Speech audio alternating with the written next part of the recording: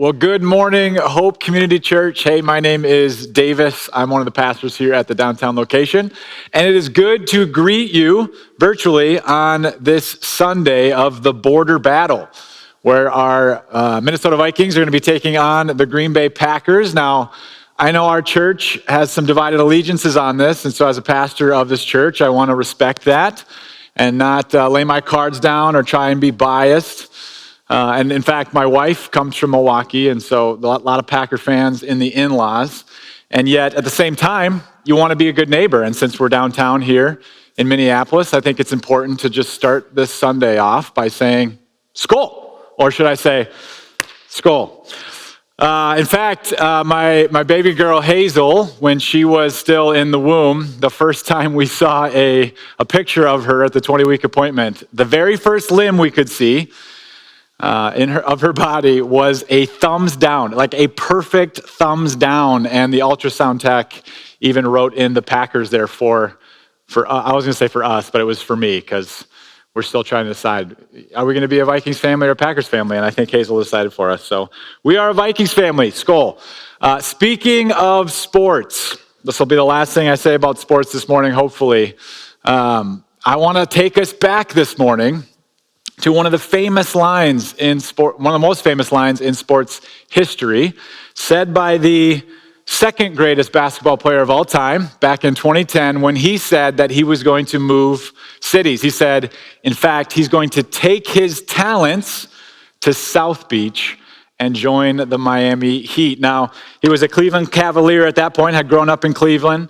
This is LeBron James, of course, and he hadn't won any rings, and he wanted to win some rings, and so he teamed up and created the first super team in the NBA, and it left a lot of Cleveland fans upset. In fact, I went back and was watching the film this week, or this recording, and Cleveland fans left and right had made response videos that were not very favorable.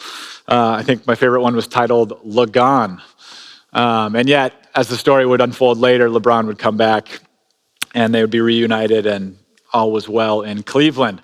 However, I bring this up because my mind went here right away when I was thinking about the topic this morning that we're going to be discussing, which is talent. We are in a 4-week sermon series, very short sermon series here at Hope, called Entrusted. And we're looking at 4 specific topics that God has entrusted people, his church, with. And looking at these icons, we have time, treasure, talent, which we're going to talk about today, and ticker, or heart, because we needed a word that started with T for heart. So we went ticker. Time, talent, treasure, and ticker. And today we're going to be looking at talent. And again, just a disclaimer, if this is the first time you've been joining us in the sermon series, we, as a church, are not after your money. We are not after really anything from you. This topic, this series is something we want to invest in, not to take something from you, but to provide something to you, something for you. And that is a view of all that God is and has in this world. In fact, there are 2 critical things that we want to speak about, 2 critical realities we want to look at as we're walking down this sermon series, and that is this. Stewardship speaks of 2 critical realities. Number 1, God is the owner of everything. Everything we know and that exists, God owns. And number 2, God entrusts us to oversee some of his most special gifts. So this 4-week sermon series, we are looking at these gifts, and specifically we want to look at how this creates worship within us. In fact, it reminds me of a very famous line said a couple hundred years ago by a guy named Abraham Kuyper. When I first heard this as a college student, it changed me. It changed the way that I just approached the normal everyday stuff of life. He says this: in the total expanse of human life, there is not a single square inch of which the Christ, who alone is sovereign, does not declare mine, or that is mine. Not like a child just wanting to take everything that's his, but like a ruler who looks at all that exists and says, actually, all of this belongs to me. And I'm entrusting you as a human being to steward it, to manage it for a season. But none of us get to take any of it home with us into the grave.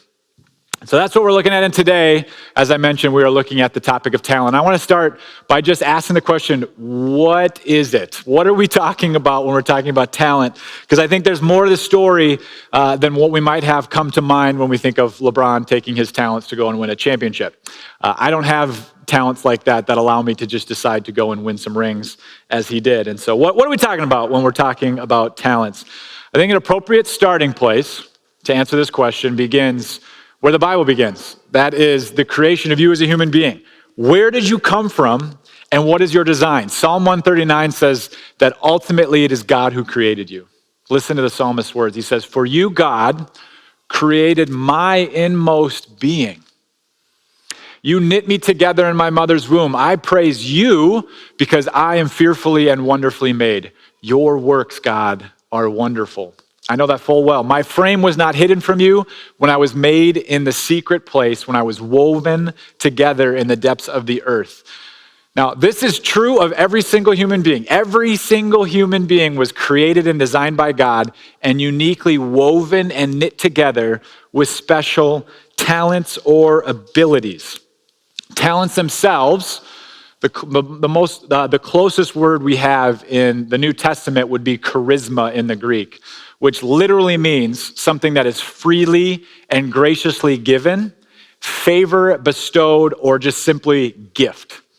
Now, it's pretty wild because that's very different than a skill set or something that's kind of earned and are honed over time by just practice and work. Talent is something that's just kind of uniquely given. It's not really worked for, it's free. It's just designed in your inner being, as the psalmist said. And 1 Corinthians 12 uses this word charisma or gifts as such. It says, this is Paul writing, he says, there are different kinds of gifts, but the same Spirit distributes them. There are different kinds of service, but the same Lord. There are different kinds of working, but in all of them and in everyone, it is the same God at work. Now, to each one, the manifestation of the Spirit is given for the common good. Did you catch this? So God, as the giver of these gifts or talents, is what's taking the attention here in 1 Corinthians. And Paul's inviting all of us to see that the church is made up of human beings who have been uniquely wired in order to serve, in order to give their talents away to one another. But when we approach this topic of talent, namely, again, God-given innate abilities that are not earned, but given. When we approach this topic, I think there are two potential left turns that we can make. Two places where I think we can kind of get off the highway of where God was taking us. And the first one is what I want to call puzzle. Two ways that we think about the topic of talents that are turning left when we should have gone right. And what I mean by puzzle is the ways that we think about talents or our abilities as if they were a riddle to be solved. Now, there's an industry that surrounds this topic, and what kind of made me think of a puzzle, and that would be personality profiles. I am not against personality profiles by any means. I think they can be very, very helpful. In fact, I appreciate personality profiles and assessments that help us get an understanding of ourselves. I think at best they offer us that, glimpses, a better picture of who we are and the way that we have been wired. However, like any good thing, it quickly becomes an ultimate thing. And this industry has grown so much, especially in the last 5 years. It's now a $2 billion industry. That's right, like Myers-Briggs, Enneagram, DISC, StrengthsFinder, all these personality assessments are kind of its own industry now that are profiting off of individuals taking a test in order to understand themselves. And it is a $2 billion industry. To give you some perspective on that, less than 5 years ago, it was a quarter of that size. So clearly we have interest in this topic as we're trying to understand how we're wired and how we're gifted. And I think at times, the place I want to push against or challenge a little bit is when this becomes a riddle to be solved. That if I can just figure out the answer to this personality assessment, I will finally have arrived at self-understanding, and I will operate in the world as my assessment results give me, and I'll quickly place others in boxes, or I'll start to assess them based on what I'm seeing. The reason I want to challenge this is the account in Scripture that we have of gifts is not one that is specifically labeling people and keeping them there throughout their lifetime. In fact, the accounts that we have where gifts, charisma, talents are talked about in the New Testament are quite diverse, and they're non-exhaustive. Here's an image I found on Google of the different passages in particular where New Testament writers speak of this topic. Now, notice in particular that some of the lists overlap. So they start to repeat the numbers of like, oh yeah, we've seen this gift elsewhere when Paul was talking to the Corinthian church versus when he was talking to the Romans. And something about this list that kind of stands in contrast to the ways we often think of our gift sets as a puzzle to be solved is that whenever these lists are really given, they're not meant to be full and exhaustive. They're meant to just be kind of presented as, here are some gifts that a lot of people have in different ways and in different avenues. But even this whole corpus, this whole 20, I think there are 22 in this list that this individual put together. It's not meant to say these are the only gifts that are out there. And once we've figured these out, we can start to place people in categories so that they can serve in these gifts. No, anytime they come up in the New Testament, they're often as just it's more actually about the people receiving the blessing of the service. And ultimately, it's more about the Holy Spirit who gives these gifts. So it has more to do with the distributor and to those who are being distributed to, rather than us who might have a particular leaning in these gifts. And all over the New Testament, these gifts are never presented as you are locked into one and only one of these. In fact, you probably have, you probably embody a few of them all at once, and maybe it changes over time. 1 Peter's list is my favorite because it categorizes all of these lists into speaking or serving gifts. And we'll talk a little bit more about that 1 Peter passage in a bit. So that's the first left turn that I think we make when we think gifts are a puzzle that we're supposed to solve, a riddle that we're supposed to figure out, that we might know our place in the world and we might be able to figure out other people so that we can work with them finally. The second left turn that I want us to think about this morning is what I'm calling the AGT left turn.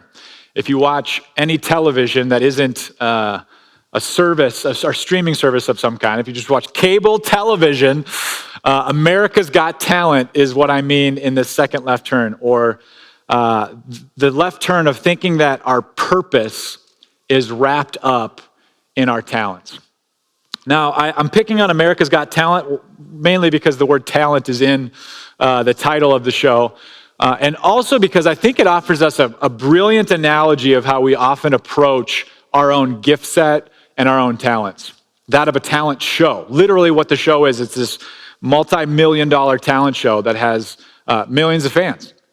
And I think it's on its 16th season. So people want to watch Simon Cowell make fun of people and press buttons. But what happens in this show, America's Got Talent, somebody comes and they present their best talent and people vote on them, and ultimately it whittles down to one winner who receives a very large sum of money and potentially a show in Vegas. What's interesting about this show is as you get closer to the end of the show itself, you start to learn the stories of the individuals.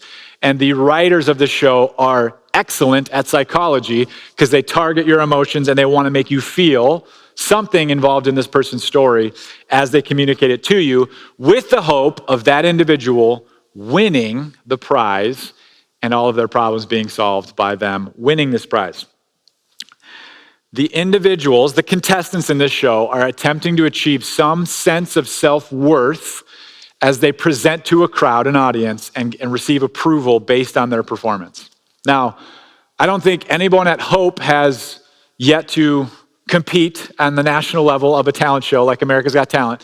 However, I think all of us operate in a purpose-driven talent understanding every single day of our lives. That we try to, in some form or fashion, achieve significance and therefore love and approval from the people around us by that which we do. That at the end of the day, our purpose is to discover our passion and what we're good at so that people will accept us. People will ultimately love us. And it can only lead to emptiness. In fact, this posture where talent is viewed as our purpose is something that can only suffocate. It's something that can only lead us to two poles that we will bounce back and forth to incessantly. that of pride and that of despair. Pride when things are going well, pride when we're getting the victory, pride when people are voting thumbs up, hitting buttons, or I don't know, in America's Got Talent if the button's good or bad. When people are saying yes to us, we will be filled with a sense of pride and significance and an understanding of the self that is wholly founded on our talents. And yet, when we or ourselves recognize that we're not meeting expectations of ourselves or others, we will be filled with despair. Tim Keller, in his book, The Freedom of Self-Forgetfulness, describes this phenomena using Soren Kierkegaard's book, Sickness Unto Death. He says this. This is what Soren Kierkegaard says in the book, Sickness Unto Death. It is the normal state of the human heart to try to build its identity around something besides God. That's the normal state of the human heart, to try and go, my sense of identity is secured on something that is not God. Spiritual pride is the illusion that we are competent to run our own lives, achieve our own sense of self-worth, and find a purpose big enough to give us meaning in life without God. Elsewhere in this book, he says that the natural condition of the human ego, of the heart, of how we understand ourselves, is empty, painful, busy, and fragile. That's just how the human being is operating at all times, or the human ego is. The biblical account that describes kind of our MO with these things comes in the book of Ecclesiastes. And it's talking about God, Solomon is, and he says, God has made everything beautiful in its time. God has also set eternity into the human heart, yet no one can fathom what God has done from beginning to end. In other words, in our being wired by God and being given different talents and being distributed different gifts, God has also set us within us an eternal desire into our human hearts. And anything we try and fill that eternal sized weight that exists within you and me, it will always be too insignificant. It'll always rattle around like a rock in a shoe. And it will never be able to satisfy. It'll never be significant enough, especially if it's our talents. Somebody who embodied this very well is the brilliant author Leo Tolstoy, who wrote War and Peace and Anna Karenina, amongst other. He was a prolific writer, so he had tons of books. These are the two that I think he's most well known for. And when he was in his 50s, early 50s, so he had written the magnum opus, the books that really put him on the map. He had already written them. And he found himself with family, fame, land, and money, and yet he was utterly empty. After he had written two of his best works, he said of himself that he was unable to write, that he couldn't sleep at night, that he had contemplated suicide. In his search for answers to why he was feeling this emptiness, after especially these achievements that he had arrived at, he searched the philosophers, but he found holes in all of their arguments. And it wasn't until he went on a walk in the woods and had been hearing about what it means to know God personally, this eternal God that had designed all human beings, that he said these words. I love this. He says, and the thought of God, at the thought of God, happy waves of life welled up inside me. Everything came alive and finally took on meaning. The moment I thought I knew God, I lived.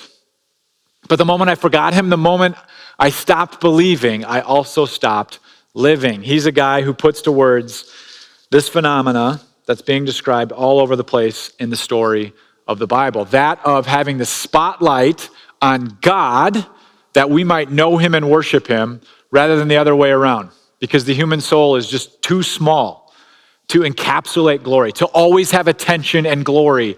We don't have enough to give away to the world like God does. And in fact, it will always lead us empty. Psalm 29 speaks of this very reality. In fact, at my last corporate job before becoming a pastor, I had a coworker who walked over into my cube and he had these two verses written just on a piece of paper that he had been thinking about that morning, and I don't know what put it on his heart to come over and share it with me, but I've never forgotten that. And I often think of him when I look at these verses, and they're wonderful. It says this: ascribe to the Lord, you heavenly beings. Ascribe to the Lord glory and strength. Ascribe to the Lord the glory that's due his name. Worship the Lord in the splendor of his holiness. Notice the verb and the attention of this passage is on putting the focus, the focal point of our worship, because we can't help but worship, not on ourselves and our talents or abilities or anything having to do with us, but relocating that or ascribing it unto God, because glory or weight or worship is due his name. Isaiah 48 agrees with the sentiment of the psalmist in God's description of himself, saying, I am the Lord. That is my name, not yours. I will not yield my glory to another or my praise to idols. Why? Because life is found in God and God alone, and he is the only one who can withstand the pressure or the weight of eternal worship. None of us can do that, no matter how often we think we can or want to based on our talents and abilities. I want to look at a case study of us as human beings who want to touch the glory, who want to grab after God's glory all the time with our talents. And to do that, I want to use the sons of thunder. This is the biblical picture of the sons of thunder in the New Testament. No, it's not. This is, I have no idea what this is. I just found it on Google and I saw Chuck Norris associated with the sons of thunder.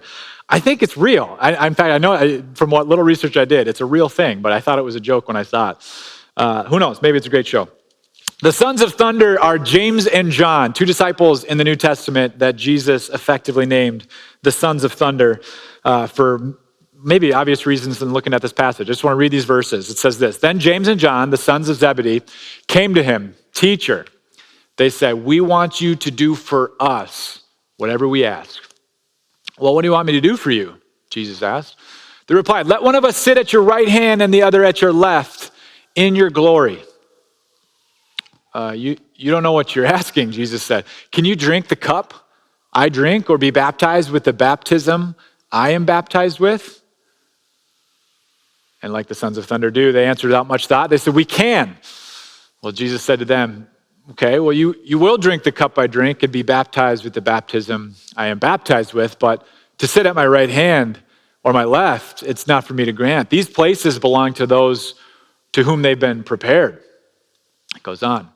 When the other 10 disciples heard about this, they became indignant with James and John. Jesus called them all together, all 12, and said this, you know that those who are regarded as rulers of the Gentiles lord it over them, and their high officials exercise authority over them. Not so with you. Instead, whoever wants to become great among you must become your servant. And whoever wants to be first must be slave of all, for even the Son of Man did not come to be served, but to serve, and to give his life as a ransom for many. A couple of things. First, love the response of the disciples. I think it's a picture of all of us whenever we encounter any form of overt hubris, pride, of look at me, spotlights on me, even in those we love. There's an indignation that arises in us. And some of that might be due to the fact that maybe we want the thing that somebody else might be getting, but maybe that's a conversation for another time. Jesus, recognizing the indignation, calls them together and makes some observations about the self-promotion program that is intuitive to anybody who has something to offer the world. And in this instance, we're talking about greatness with regards to authority. James and John approached Jesus originally because they thought they had something to offer. They thought they had the chops. They thought they had the giftings, the talents, the authority of some kind to be worthy of sitting there in glory with Jesus and having the attention on all three of them, not on the one. Jesus says about this look at me program that this is to be expected. When it comes to the human will and the MO and the ways that our hearts are wired or miswired, he says just look around. Everybody is interested in a self-promotion program of some kind. I think there are a lot of ways that Jesus would use this description as he looks around at our society today. Much of social media is a self-promotion program of some kind. I'm on social media. I'm not saying in and of itself it's a bad thing. I think in and of itself it's a description or a mirror into which all of us operate similar to what Jesus is observing here in this passage. So he says, look at that. Just consider that for a second. The constant self-promotion programs in every category of your life, around you all the time. And then he offers these 4 words. Not so with you. As you look at the self-promotion programs that you're inundated with all the time, not so with you. I have something better in mind for you, is what Jesus is ultimately saying. And as we think about what he's about to describe next, I want to draw attention to the fact that we first, in this sermon series, we first talked about the ticker or the heart, because what Jesus is talking about here is the heart to which you approach your own self and your own place in the world. And all human beings need that heart transplant that we first looked at a week ago. That heart transplant that only Jesus can give. Hearts themselves need to be healed before we can receive any of the three other categories or any of the categories that Jesus entrusts us with as human beings. And here now, as he flips the script, pay attention to the way Jesus is going to flip the script of that self-promotion program that human beings have. He says, instead, the way we do the not so with you is whoever wants to become great, whoever wants to be something in the world, whoever wants their talents to be known, their gifts to be seen, whoever wants to be great among you must become your servant. And whoever wants to be first must become a slave of all. For even the Son of Man did not come to be served, but to serve, and to give his life as a ransom for many. What? Greatness in the eyes of Jesus is being attached to thankless, mundane work. The type of work that no one pays attention to, that no one offers gratitude to because it's done by a servant. This is what you get paid to do. You get paid to just wait on people. And Jesus says, this is greatness. Service to another is what I think greatness is. Laying down one's life for another is ultimate greatness. And the only way that this is going to be true is the contingent verse of where he attaches himself to it. The fact that the Son of Man did not come to be served, but to serve. And ultimately, he gives us the description right here. Before he even dies, he gives us a glimpse of the gospel and saying that the Son of Man himself came that he might offer his life as a ransom for many. In other words, God himself coming down to earth, the very act of him doing that did not have anything to do with him affording attention and being celebrated for an achievement that he did. Though, if anybody has talent in the world, it's going to be God, especially in the form of a human being. And yet the focal point, the center of gravity, the anchor that Jesus draws our attention to is ultimately the cross. It's ultimately his death. It's ultimately the place where he substitutes himself for us and lays down his life as a ransom for many. And he says, this is what greatness is. Not an achievement, not even my achievement, not even my perfect life, Jesus says, but ultimately in my death, ultimately in my laying down my life for you. This is greatness. And it is why it is the center of the Christian message. That greatness is not in us drawing attention to ourselves and our abilities, but our drawing attention to the one who came not to be served, but to serve in his own death. And in a fascinating form, Jesus flips the script again and offers to all of us the very things that James and John asks. That is, being united with Christ, being able to drink from his cup and being baptized in the baptism that he was, so that he might be seated at the right hand of the Father. Ephesians gives us this description saying, you too have been grafted into him and are now seated with him spiritually at the right hand of the Father, having access to him at all times. Jesus gives what these brothers ask for in pride, but he does so by taking their and our sick hearts onto himself in his death and resurrection.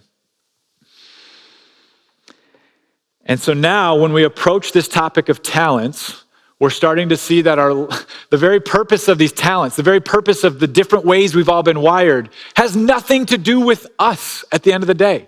It's the most freeing thing in the universe to see. That life itself isn't about you discovering something that can make you great.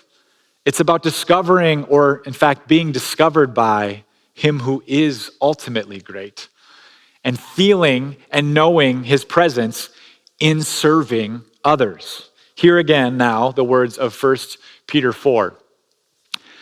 Each of you should use whatever gift you have received to serve others as faithful stewards of God's grace in its various forms. If anyone speaks, they should do so as one who speaks the very words of God. If anyone serves, they should do so with the strength God provides, so that in all things God may be praised through Jesus Christ. To him be the glory and the power forever and ever. Again, seeing in this list of gifts that you basically have speaking gifts and serving gifts. Both work together to ultimately proclaim that message of the gospel. When we act in service to one another, it points to the spoken reality of the one who gave himself for us. And the act of service is meant to revive our hearts into that story of the one who died and ultimately was raised again to life. And so as we think about the talents that we've been given, it's less about this self-focused performance that looks like being on a stage for a crowd to laud and celebrate, and it looks more like the church coming together to receive the gifts that God has given us in order to make much of him. Or if you want to think about it like a television show, we're talking about The Church Has Got Talent. That's right. Maybe this would be the most boring show in the universe to watch. Why? Because it looks like a lifetime of laying down your life for people. It looks like year 7 of small group leaders opening up their homes week in, week out to host a group of people, to open up the Bible, hear about what's happening in each other's lives, praying for each other, and celebrating the highs and weeping with each other in the lows. Week in, week out. Wouldn't make for great television, but does lead to life transformation. In fact, I want us to pull this thread a little bit. I want us to compare the ways we might approach our lives if talents were about us and making much of ourselves versus the invitation into freedom, the invitation into life with regards to the talents that Jesus himself gives. The first, and under the self-promotion category of my talents are my purpose, the constant MO is I must perform to receive the reward.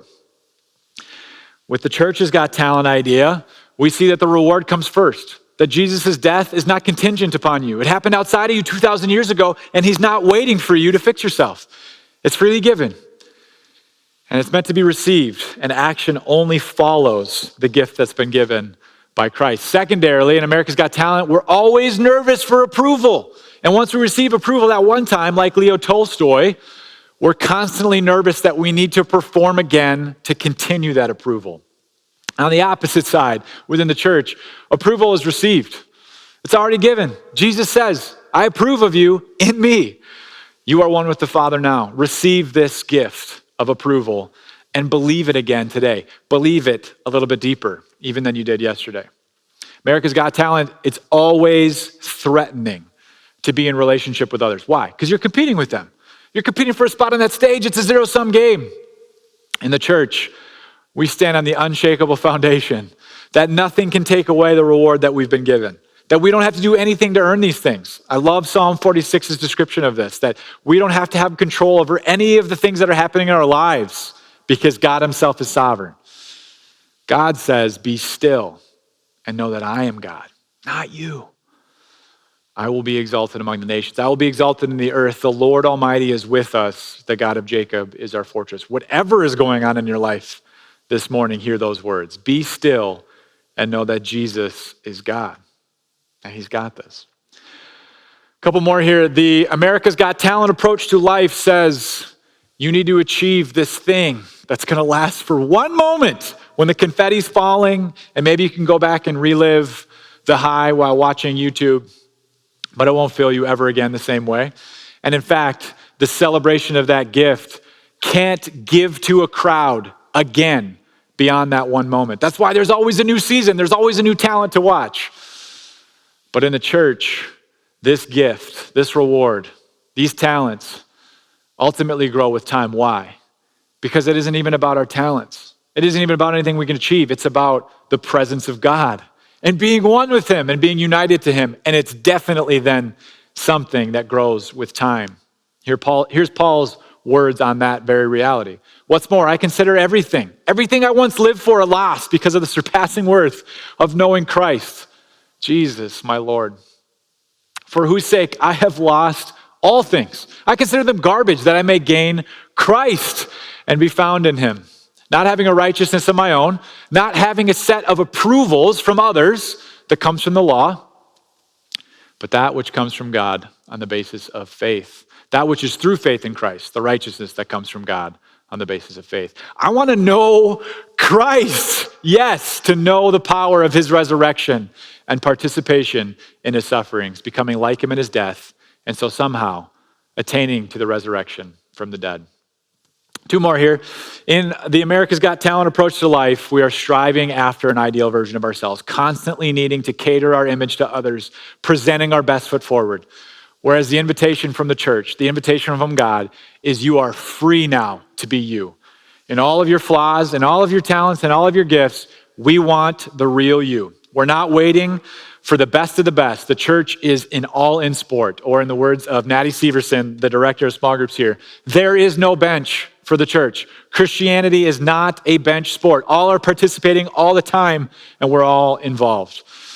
Great picture, Natty. Found it on Google because she ran for school board. So now we know it's definitely her because she's by a sign with her name. Last one here. In America's Got Talent approach to living, and when everything is contingent upon us, we are always self-absorbed, forever bouncing back and forth between pride and despair like we looked at earlier.